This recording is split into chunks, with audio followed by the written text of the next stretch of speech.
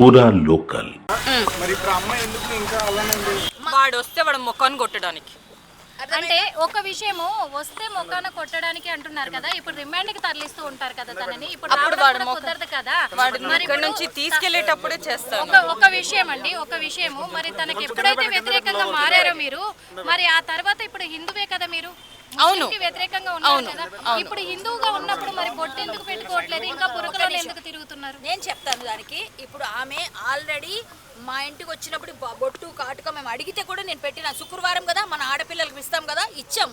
కానీ ఆమె ఏమన్నా తెలుసా, వాడి ఎదురుగానే మేము తీయాలి, కీర్తి అవ్వాలి అంతే.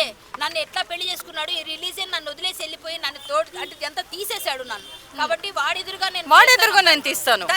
వాళ్ళకి చాలా ఇంపార్టెంట్ కదా. ఒక విషయము 10 years అయింది కదా మీ మ్యారేజ్. అవునండి. కాబట్టి ఈ 10 years లో ఎప్పుడు కూడా తనకు తన మీద డౌట్ రాలేదా, ఫేక్ సర్టిఫికెట్స్ అని తెలియలేదా మీకు?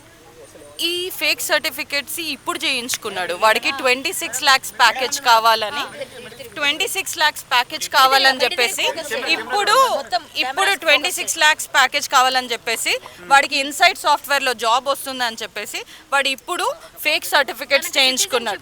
సిటిజన్షిప్ ఇప్పుడు ఈ డాక్యుమెంట్ ప్రకారం 2018లో వచ్చింది. వాడి ఆక్యుపేషన్ ఇందులో స్టూడెంట్ అని ఉందండి. 2011 నుంచి వాడు పనిచేస్తున్నాడు ఒక కంపెనీలో. వాడి దగ్గర ఆల్రెడీ ఆధార్ కార్డు ఉంది, పాన్ కార్డు ఉంది, అన్నీ ఉండగా వాడికి సిటిజన్షిప్ లేనిదే ఇవన్నీ ఎలా వచ్చిందండి? ఆధార్ కార్డ్, పాన్ కార్డ్ అవన్నీ సిటిజన్షిప్ లేనిదే ఎలా వచ్చింది? సరే, పాకిస్తాన్ ఇక్కడ క్లియర్ ఉంది. ప్రీవియస్ నేషనాలిటీ పాకిస్తాన్ మన దగ్గర ఫేక్ గా తీసుకున్నారు. ఆధార్ వాళ్ళ మొత్తం ఫ్యామిలీ ఫేక్ లోనే ఉందండి. వాళ్ళ మదర్, వాళ్ళ బ్రదర్ కి ఇంకా ఎల్టీవీలోనే ఉన్నారు. వాళ్ళ దగ్గర ఇంకా డాక్యుమెంట్స్ కూడా లేవు. ఇంకా వాళ్ళ దగ్గర ఓటర్ ఐడి కూడా ఉంది.